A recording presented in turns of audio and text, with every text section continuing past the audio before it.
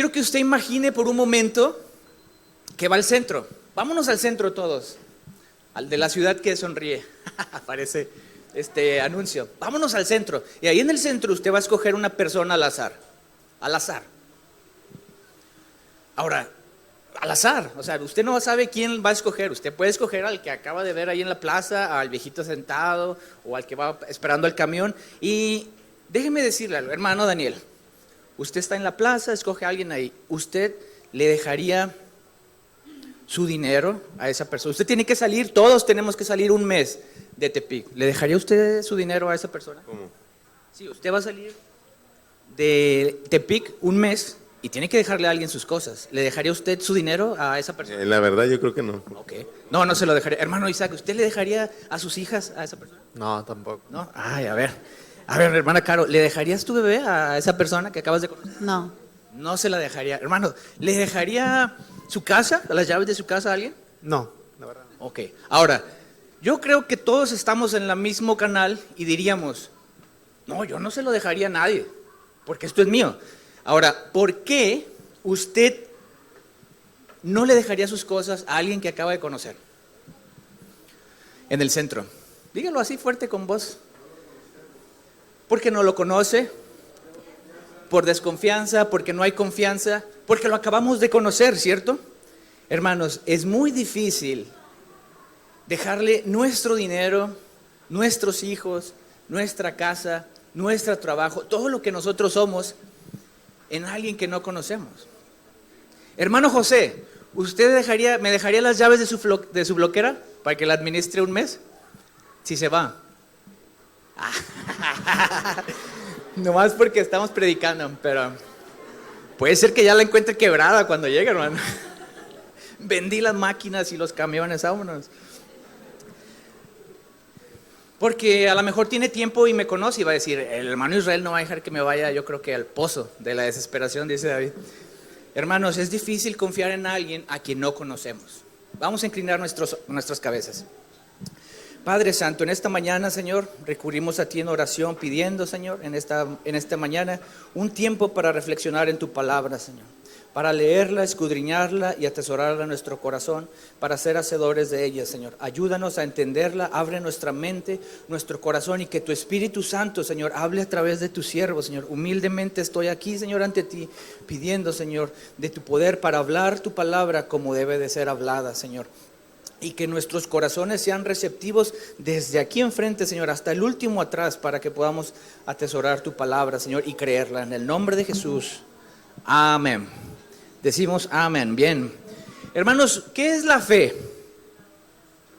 La fe, todos sabemos el versículo 1 del capítulo 11 de Hebreos, ¿no es cierto? Lo decimos. Es pues la fe, la certeza de lo que se espera, la convicción de lo que ¿qué? De lo que no se ve. Y estaba yo checando en la computadora diferentes versiones, y la que más me gustó es la traducción lenguaje actual, que es fiel a los originales, pero que es más entendible para nosotros quizá. Escuche lo que dice Hebreos 11:1. Confiar en Dios es estar totalmente seguro de que uno va a recibir lo que espera. Es estar convencido de que algo existe aun cuando no se pueda ver. Es más claro, ¿verdad? Es esperar en Dios y lo que Él nos ha prometido. Y en Gálatas 5:2, si seguimos leyendo ahí en el Nuevo Testamento, hermanos, si pudiéramos nosotros resumir la palabra fe en una sola palabra, esa palabra sería creer. Creer, eso es fe, creer. Y en Gálatas 5:22, cuando vamos a los frutos del Espíritu Santo, vemos que en uno de esos frutos está la palabra inmersa ahí, fe, amor, gozo, paz, paciencia, benignidad, bondad, fe, mansedumbre y templanza. Es decir, es un fruto del Espíritu que usted y yo como cristianos debemos de tener. Fe, creer. Es la primera actitud que ocurre en los creyentes y en los que ya somos creyentes de muchos años. ¿Por qué? Porque oímos la palabra de Dios, y por oír la palabra de Dios, ¿qué dice la palabra? Creemos en su palabra, creemos en Dios. Eso dice Romanos 10:17. Es decir, escuchamos, creemos. escuchar la palabra de Dios, sus promesas y lo que Él tiene para nosotros y creerlas y hacerlas nuestras. Y ahora, hermanos, ya sabemos qué es fe, es creer. Entonces, ¿qué es lo que tenemos que hacer para que la gente confíe plenamente en Dios? Para que los cristianos de hoy en día confíen plenamente en Dios. ¿Qué es lo que tenemos que hacer? Usted mismo lo dijo ahorita en la ilustración. Yo no confiaré en Él porque no le conozco. No sé quién es. La única forma entonces de hacer a la gente confiar en Dios es conocer a Dios. Usted no puede confiar en Dios ni en lo que Él tiene para usted, ni en sus promesas en la Biblia, si usted no conoce de ellas, si usted no conoce de Dios. Si no nos apropiamos de eso, difícilmente podremos creer. Entonces deducimos pues que el nivel de fe que tenemos cada quien, o el nivel con el que creemos cada quien, depende o está relacionado directamente proporcional a lo que conocemos a Dios. Si yo conozco mucho a Dios, sus atributos y sus promesas, puedo confiar más en Él. Pero si no conozco mucho de Dios y de su palabra, cuando llegue la prueba, la tribulación, cuando llegue la necesidad, su fe se va a tambalear, porque no es una fe fuerte que puede confiar en Dios. Y permítame ilustrárselo con esta historia que vamos a escudriñar el día de hoy, y nos vamos a ir al libro de Habacuc, por favor. ¿Trajo su Biblia? Vámonos a Habacuc. Qué a gusto es sentarse a un lado de una persona que sabe dónde está Habacuc, ¿verdad? Voltea al lado y vea si ya lo encontró o no. Habacuc, Daniel, Oseas, Joel, Amós, Abdías, Jonás, Miqueas, Nahum, Habacuc. Es el quinto libro antes de que se acabe el Nuevo Testamento. Casi no lo usamos mucho, entonces a lo mejor le cuesta trabajo. ¿Ya lo encontró? Diga un fuerte amén si ya lo encontró. Bueno, hermanos, vamos a hacer silencio a ver si se escuchan hojitas todavía, para los que todavía les cuesta trabajo encontrarlo. Bien, ya no se escuchan hojas. Hermanos, aquí en el libro de Habacuc, autor por el mismo profeta, encontramos que solamente tiene tres capítulos nada más, cortitos. Usted se puede echar este libro de Habacuc en 15 minutos de lectura, pero nos deja una gran lección. Y cuando empezamos a leer Habacuc, ya léalo usted con calma así en la casa, a pesar de que vamos a leer algunos versículos. Tenemos aquí a Habacuc, hermanos, que está hablando directamente con Dios, diciéndole y presentándole cómo está su problema. Tiene un problema grande ahorita Habacuc. Y ese problema grande que él tenía era de que el pueblo de Judá, donde él estaba a cargo, que era profeta del pueblo de Judá, acuérdense que el reino de Israel se dividió en dos, del norte y del sur. Bueno, Judá estaba en el sur. Y tenía un problema porque los israelitas de ese Judá eran malos, hermanos. Eran malos. De acuerdo al libro de Habacuc vemos que no nada más eran infieles, se portaban mal con el prójimo, eran infieles a Dios, no guardaban la ley, eran hipócritas, eran impíos, eran malos, se habían corrompido. La palabra de Dios, incluso en 2 y 1 Reyes, dice que continuamente solo hacían el mal. Se alejaban de los preceptos de Dios, y ese era el problema que tenía Habacuc en este momento, y se lo está presentando a Dios en este momento cuando empieza a hablar en el primer capítulo, en el capítulo número 1. Y es que Habacuc por un momento no entiende por qué está pasando todo esto, a pesar de que son el pueblo escogido de Dios. Y Habacuc no lo logra comprender, cómo si son el pueblo escogido de Dios, son tan malos, son tan perversos y se han alejado del pueblo de Dios. Y lo peor es que decía Habacuc: y tú no haces nada, Señor, no haces nada, ¿por qué? Y entonces nos vamos ahí en el versículo 2. En el 1 se presenta Habacuc y en el 2 dice: ¿hasta cuándo, oh Jehová, clamaré y no oirás? Y daré voces a ti a causa de esta violencia y no salvarás. Hermanos, el pueblo de Judá era tan malo en ese momento que era pura injusticia, pura violencia, así como México ahorita, con el montón de narcos y el montón de seguridad. Así Peor que yo creo que está México ahorita que Judá. Pero nada más era de continuamente solamente hacer el mal.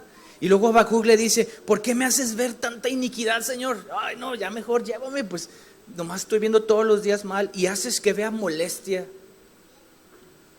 Se quejaba Habacuc de lo que estaba viendo en el pueblo de Israel. Dice, destrucción y violencia están delante de mí. Y pleito y contienda se levantan. Todo el día nada más están peleando. Y entonces el 4 dice, entonces por la ley es debilitada. Es decir, nadie está siguiendo la ley que tú nos has dado. Por eso, dice, por cuanto el impío asedia al justo, se aprovechaba del justo, por eso sale torcida la justicia. Es decir, nadie hacía lo que estaba escrito en la ley y se habían apartado de Dios. Y Habacuc le dice a Dios, oh, Señor, esto es Judá, así está tu pueblo ahorita, lleno de pecado y lleno de maldad. Y Judá estaba compuesto por la tribu de Judá y Benjamín, hermanos. Y la promesa de Dios era de que a través de esta tribu iba a traer salvación al mundo por el linaje que venía de esa tribu hasta Jesús. Pero en esos momentos el pueblo de Judá estaba totalmente perdido. Y entonces aquí el profeta Habacuc dice, ¿este es tu pueblo? ¿Están perdidos? ¿Están alejados de ti?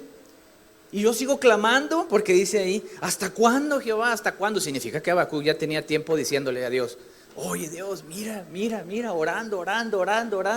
¿Por qué no redimes a tu pueblo? ¿Por qué no bajas? Y cuando vemos estos cuestionamientos de Habacuc, podemos ver que Habacuc o estaba pidiéndole a Dios, desciende Dios y trae arrepentimiento a tu pueblo de Judá. Pero llega un momento en que Habacuc se cansa y dice, Señor, si no traes así arrepentimiento, tú baja del cielo y trae justicia, trae juicio para con los que hacen mal, porque se están llevando a los limpios, así de paso. Están perdiendo ellos por los malos. Baja y haz justicia para ello. Una u otra cosa. Tenía el dilema Habacuc, pero Habacuc decía en su cabeza, ni viene Dios a traer restauración y perdón, y tampoco ha venido a traer juicio. Y empieza Habacuc en su cabeza un dilema a pensar, ¿qué voy a hacer? ¿Qué vamos a hacer el pueblo de Judá? Si ninguna de las dos cosas sucede, Dios no está haciendo nada. Así es como empieza Habacuc. Se cansó de tanto pedir a Dios. Y ahí es cuando viene la respuesta de Dios en el versículo 5. Del versículo 5 en adelante, vemos cómo está la respuesta de Dios, donde le dice, a ver Habacuc, a ver, basta ya de todo lo que dice. Dice, mirad entre las naciones y ved y asombraos, porque haré una obra en vuestros días. Es decir, le estaba diciendo Dios a Habacuc, bueno, ya basta, ya te escuché, vamos a hacer algo pues. Pero mira, pon atención, observa. Maravíllate porque dice Dios, estoy haciendo algo importante en estos tiempos. Y luego dice ahí en el versículo 5, que aun cuando se os contare, no lo creeréis. Es decir, Habacuc, la razón por la que no te he dicho nada, la razón por la que no he contestado tus oraciones, es porque estoy preparando algo acá. Que si te lo digo ahorita no lo vas a creer. Por esa razón Dios no le había dicho nada a Habacuc, porque le decía, si yo te lo digo, ni me vas a creer lo que estoy diciendo, mejor acá lo hago así escondidito y ya cuando esté listo, ahora sí que lo vean. Y entonces Habacuc le dice, bueno, ¿qué estás haciendo? ¿Qué estás haciendo? Hermanos, Habacuc en su corazón, muy dentro de su corazón, lo que él pedía era un avivamiento y restauración para su pueblo. Eso era lo que estaba pidiendo Habacuc. Y luego le dice ahora sí Habacuc a Dios, ¿qué estás haciendo? Pues, a ver, dime, a ver si te lo creo o no. Y entonces Dios empieza en el versículo 6 a decirle, porque aquí yo levanto a los caldeos, nación cruel y presurosa, que camina por la anchura de la tierra para poseer las moradas ajenas. A los caldeos, hermano. La peor nación en ese momento. Asesinos, malos, viles, depravados, y por si fuera poco, eran buenos para la guerra. Los babilonios, sabían conquistar las tierras y hacerse el dueño de ellas. Y luego sigue hablando después en el versículo 7, formidable es y terrible este ejército de caldeos, de ella misma procede su justicia y dignidad, es decir, solamente hacen la ley que ellos mismos inventan, no la ley de Dios. son guerreros eficientes. Dice ahí la palabra de Dios en el 8, sus caballos son ligeros como leopardos y más feroces que los lobos nocturnos. Imagínense cómo los está comparando Dios. O sea, que era un ejército que iba a hacer una destrucción total. Y sus jinetes se multiplicarán, vendrán de lejos sus jinetes y volarán como las águilas que se apresuran a devorar. Es decir, estos caldeos, eran asesinos al 100%. Era su único trabajo. Y en el 9 y en el 10 dice que vendrán toda ella vendrá a presa, el terror va delante de ella y recogerá cautivos como arena y va a escarnecer a los reyes y va a ser un problemón con Judá cuando vengan los caldeos. Y luego en el versículo 11, pasarán como el huracán y ofenderá atribuyendo su fuerza a su Dios. Como cuando pasó el huracán allá en Tecuala, Caponeta y todo, que borró todo. Así van a pasar los caldeos a borrar a Judá. Y yo me imagino a Habacuc con la boca abierta, porque tanto tiempo pidiendo a Dios, haz algo, Señor, por tu pueblo, haz algo por tu pueblo, ve cómo son, que se arrepientan. Y luego le dice Dios, sí voy a hacer, pero los caldeos, Señor, eso no era lo que yo te pedía. Yo pedía que se arrepintieran, que trajeras salvación sobre tu pueblo. Los caldeos, en serio, los caldeos le preparó Dios al pueblo de Judá para castigar su infidelidad. Mucho tiempo Habacuc le dijo, Señor, ¿por qué no haces nada? ¿Por qué nos dejas aquí con toda esta maldad? Y cuando Dios dijo, está bien, lo voy a hacer. ¿Por qué ahora traes a los caldeos, Señor? Está muy fuerte eso, no nos vayas a hacer eso. Entonces Habacuc, aquí es donde empieza, hermanos, a pensar y a meterse a áreas de arena movediza, porque dice, los caldeos son verdaderamente malos. Y si vienen por Judá, nos van a hacer mucha maldad y nos van a destruir. Y aquí Habacuc, de acuerdo cuando leemos el capítulo 1, no entendía el propósito del Señor al hacer esto. No entendía la forma en que Dios iba a trabajar con Judá. ¿No nos hemos preguntado usted y yo a veces sobre la forma en que trabaja Dios en nuestras vidas? La forma en que se desarrolla nuestra vida, sea en bendición, sea en tribulación, sea en prueba, sea en salud o sea en enfermedad. ¿No le ha pasado que usted se cuestione, ¿por qué me va así a mí si soy cristiano? ¿Por qué me va así si soy bueno? ¿Por qué tengo esto si soy bueno? ¿Por qué estás haciendo esto, Dios? ¿Por qué me estás poniendo esta prueba? ¿Por qué me estás poniendo esto delante de mí? ¿Por qué? ¿Por qué? Como Habacuc preguntamos primero, Señor, ¿por qué no haces nada? Y cuando empieza a hacerlo decimos, ay, Señor, ¿por qué haces esto ahora? Hermanos, las respuestas que Dios tiene para nuestras peticiones, podemos aprender de Habacuc que no siempre nos van a gustar las respuestas, porque algunas de ellas van a ser no. Muchas de ellas sí, pero otras no. Y a lo mejor no nos puede gustar lo que Dios nos responda en ese momento, porque a lo mejor en nuestras propias fuerzas quizás tenemos otra idea, otros planes, o pensamos en otro futuro. Sin embargo, de lo que podemos nosotros estar confiados es de que Dios tiene todo bajo control. Amén. Y entonces ahora, ¿cómo es que Habacuc va a resolver este problema? ¿Cómo? Habacuc tiene que recurrir a su mente y hacer memoria de todo lo que es Dios y de dónde los ha sacado, para entonces poder escribir el versículo 12 del capítulo 1. Comienza a reflexionar, comienza a pensar, comienza a recordar lo bueno que ha sido Dios anteriormente con ellos, y con todos esos pensamientos que tiene y todo ese conocimiento pleno que tiene sobre Dios en el pasado, de los que lo había bendecido, empieza a escribir el 12. ¿No eres tú desde el principio, oh Jehová, Dios mío, santo mío? Y hermanos, y es que Habacuc, cuando empieza a escuchar lo de los caldeos y las pruebas que van a venir a sus vidas, empieza a irse en las arenas movedizas, y él rápido tiene que encontrar una piedra, una roca de donde aferrarse para creer en que no es el final para el pueblo de Judá. Y mientras está ahí hundiendo en esas arenas movedizas, se agarra a la roca del conocimiento que tiene sobre Dios, de los atributos de Dios. Por eso empieza con su versículo número 12 y dice: ¿no eres tú desde el principio? ¿No eres tú eterno, Señor? Un Dios soberano, eterno, poderoso, que estaba ahí con el pueblo de Israel antes de empezar con los problemas de Judá, que estaba desde antes y los trajo a libertad, que estará después con ellos. ¿No eres tú eterno, Señor? Que estabas aquí antes de que mi problema apareciera, dice Habacuc. Que tienes un propósito para todo, y aunque este pequeño periodo de tiempo que iban a estar presos por los caldeos, aún así, en medio de toda esta historia, tú eres un Dios eterno. Eso es lo que estaba diciendo Habacuc, confiando en que Dios tenía un propósito para Judá. Y ese propósito lo tenía, ¿por qué? Porque estaba confiando Habacuc en lo que era Dios. Tú eres mucho más grande que este problema, que los caldeos que están ahí formándose. Tú eres mucho más grande que cualquier problema, hermano, que usted y yo podamos presentar en esta vida. Cualquiera, usted nómbrelo, cualquiera. Porque es un Dios eterno.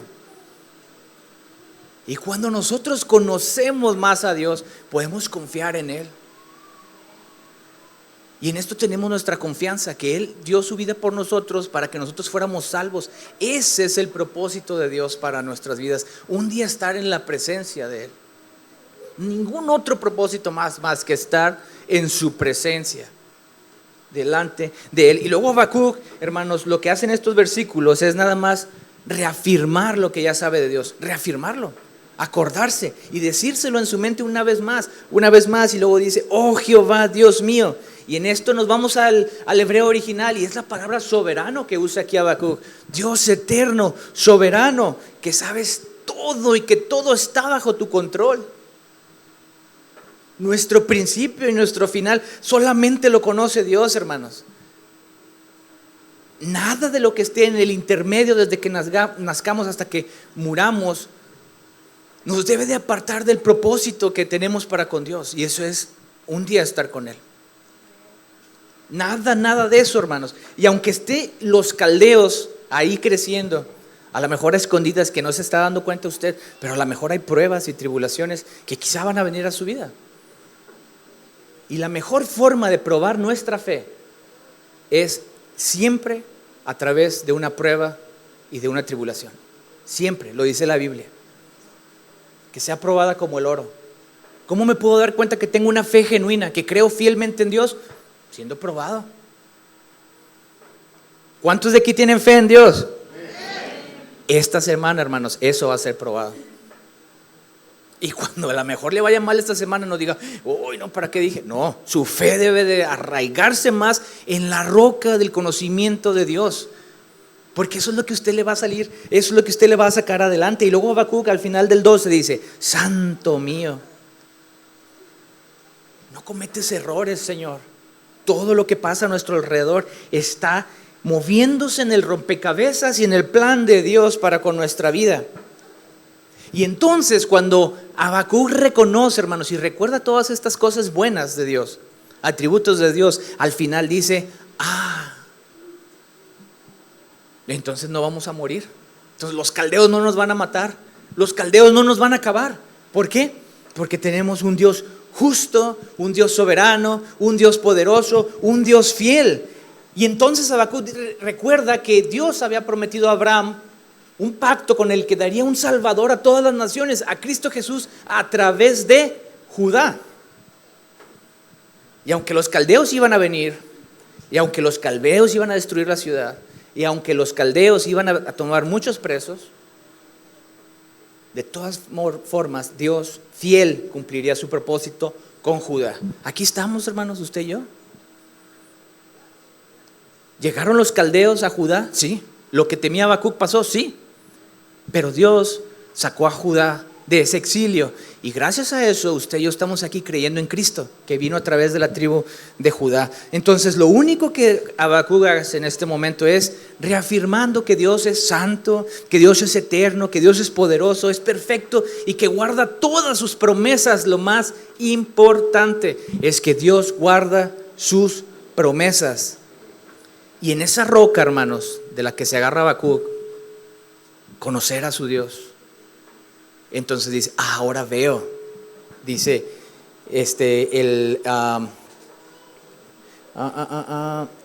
aquí, oh roca, la fundaste para castigar.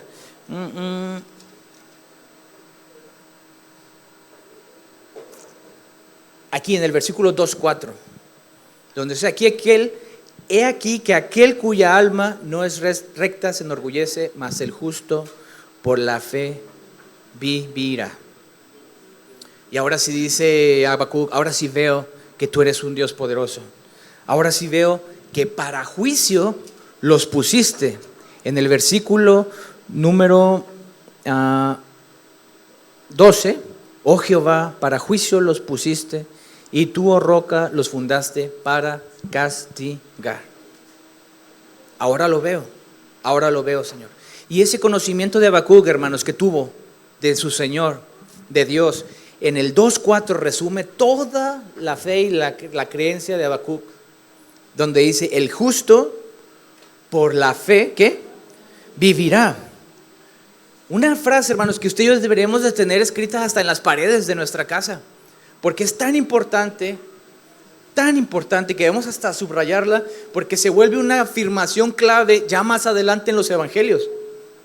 Aparece en Romanos, aparece en Gálatas nuevamente, y luego en Hebreos 10 otra vez, donde dice, el justo por la fe vivirá. Es decir, no importa nada de lo que te esté pasando en este momento, el justo por la fe vivirá.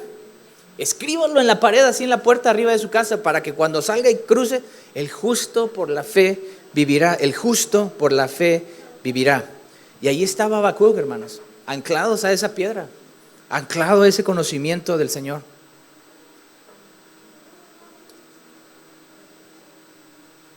Él sabía que era un Dios eterno, soberano, misericordioso, que guarda sus promesas. La promesa que Él nos dio es vida eterna. La promesa que está escrita desde Génesis hasta Apocalipsis, hermanos, es vida eterna. Y nada de lo que pase en ese intermedio nos va a separar del amor de Dios.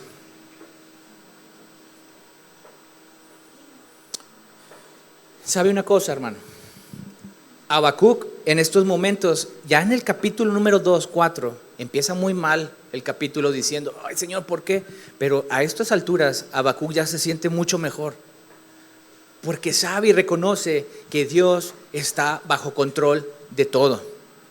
Y es por eso que en estos versículos que siguen a continuación, en el capítulo 3, Habacuc encuentra esperanza, encuentra alivio, encuentra fe, más en Dios de lo que ya tenía.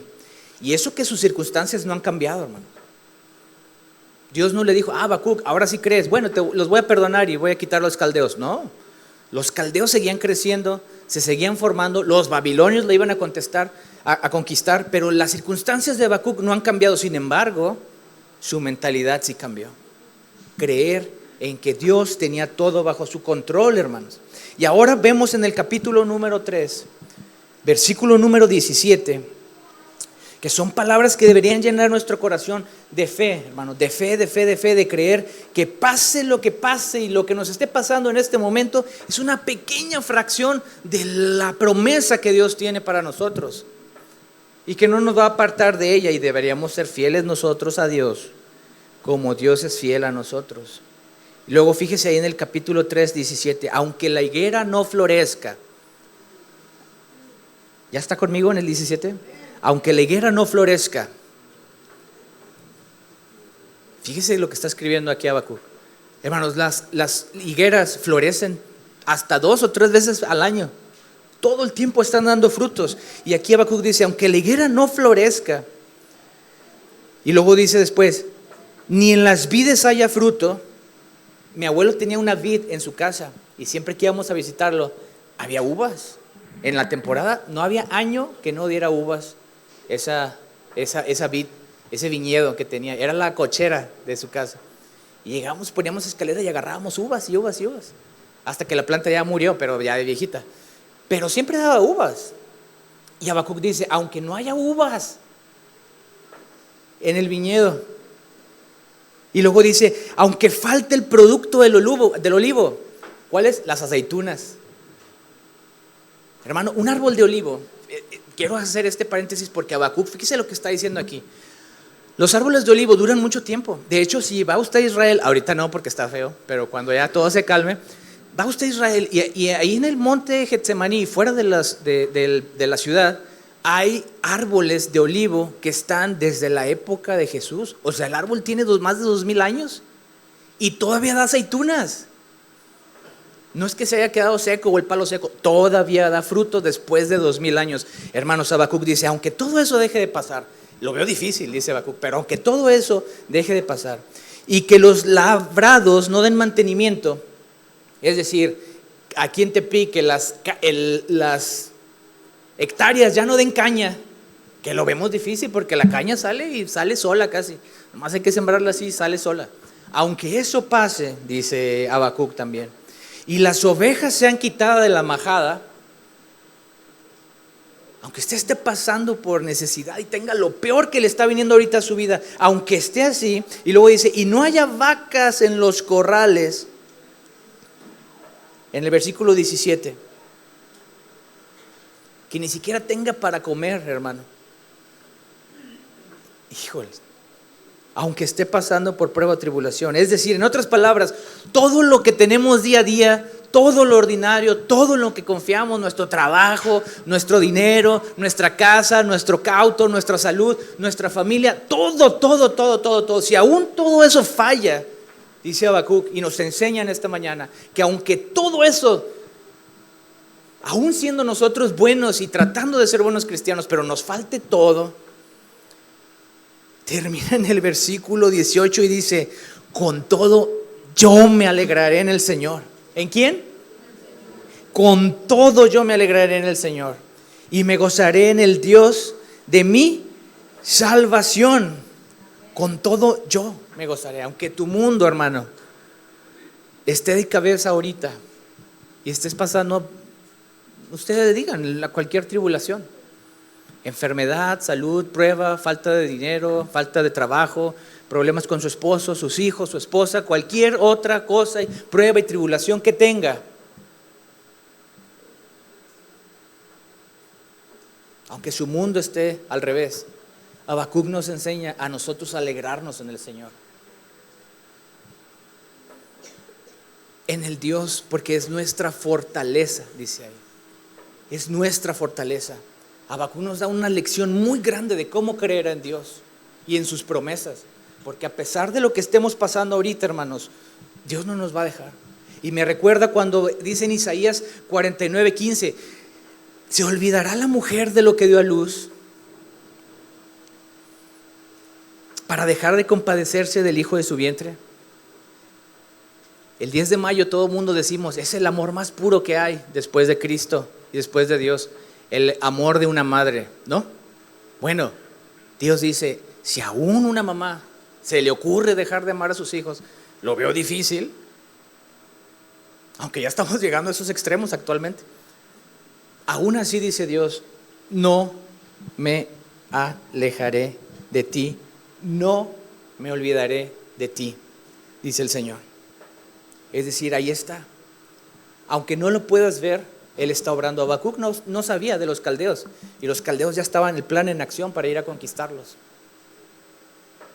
Lo cantamos ahorita en las alabanzas. Aunque no podamos verlo, Dios está obrando. Aunque no entendamos cómo Dios está trayendo esto a nuestra vida, Dios está obrando. Aunque nuestra mente nos haga traicionar y nos diga, pero ¿por qué si soy bueno? ¿Por qué estoy experimentando esto? Dios está obrando, y Romanos dice que todas las cosas que vienen a nuestra vida, sean buenas, sean malas, todas obran para bien, todas, hermano, a los que aman al Señor. Cantamos en el primer canto de adoración, eres Dios eterno, solo tú eres bueno.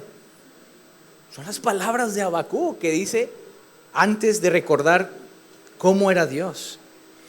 Y ese recordatorio es lo que nos hace a nosotros creer más en nuestro Señor, creer más en Dios. Por eso, mire, ahora en el versículo 19 dice, Jehová el Señor es mi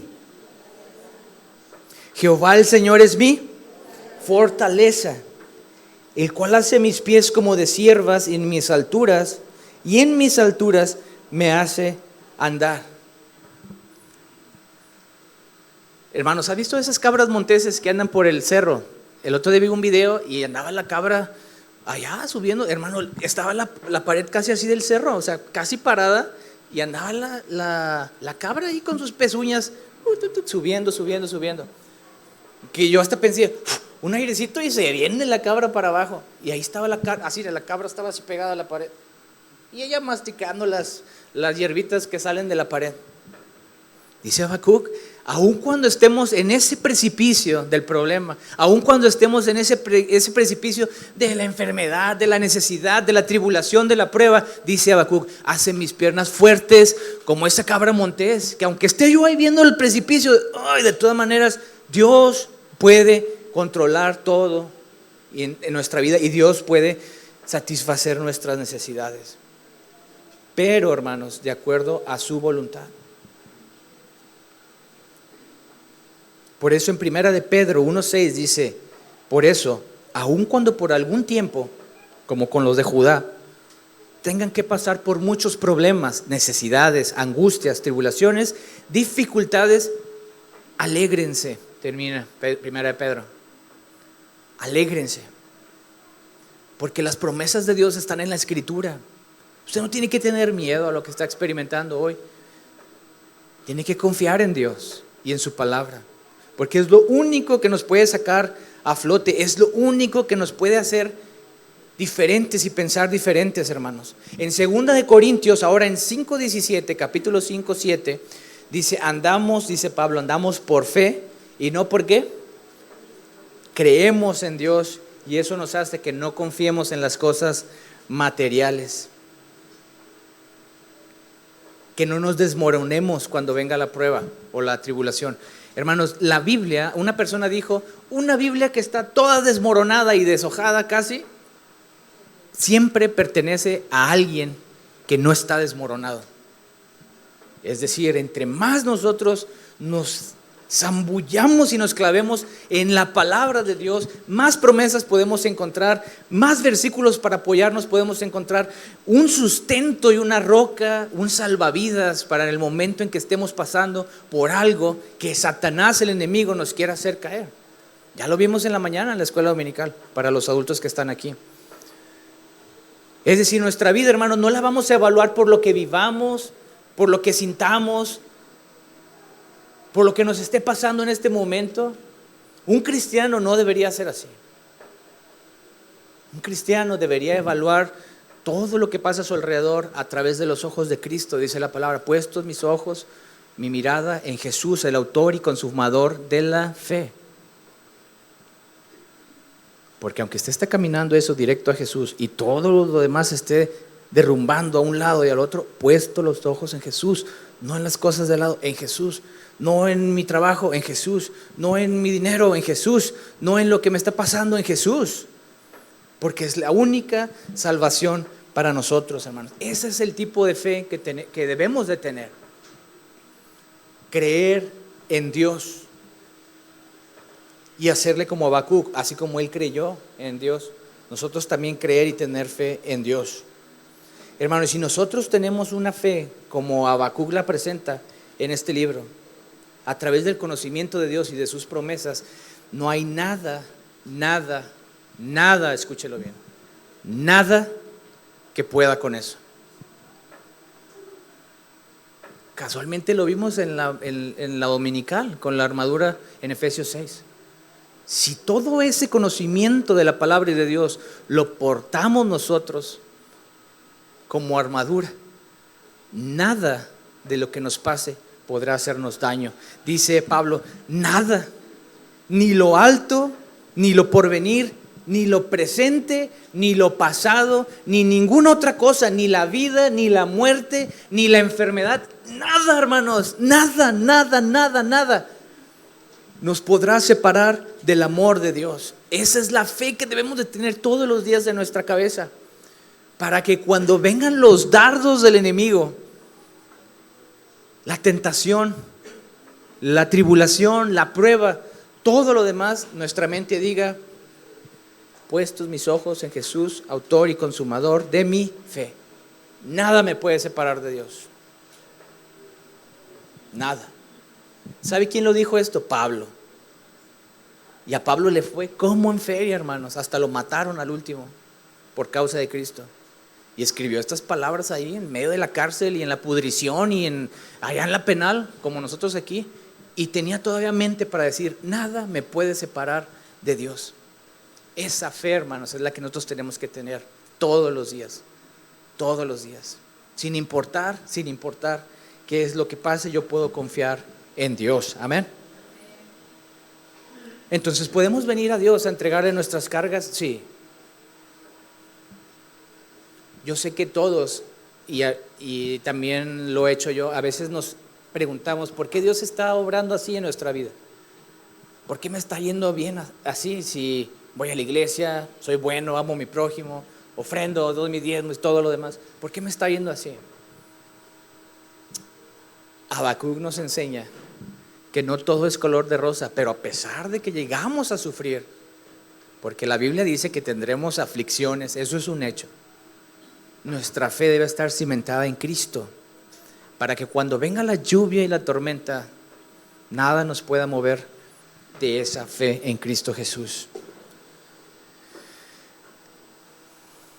Quiero que inclinemos nuestra cabeza ahí donde estamos y vamos a orar al Señor. Si ahí donde estás en tu lugar alguna vez te has preguntado esto y has pensado como Habacuc: ay, Señor, ¿por qué actúas de esta manera?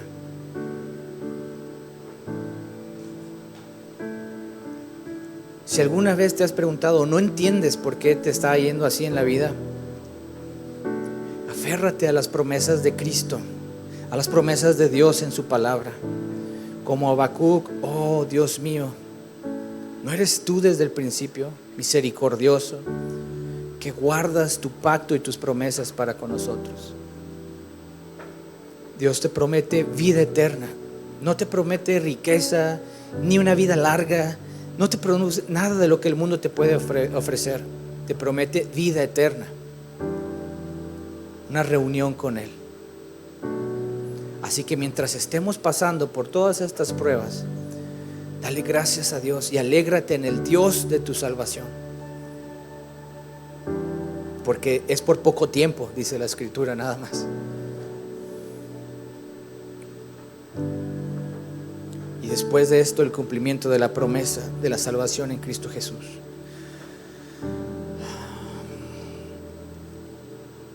Señor, oramos en esta mañana, mi Dios, pidiendo conocerte, Señor. Conocerte de una manera inequívoca, Señor. De una forma verdadera, Señor. Conocer tu palabra, conocerte a ti a través de ella, Señor.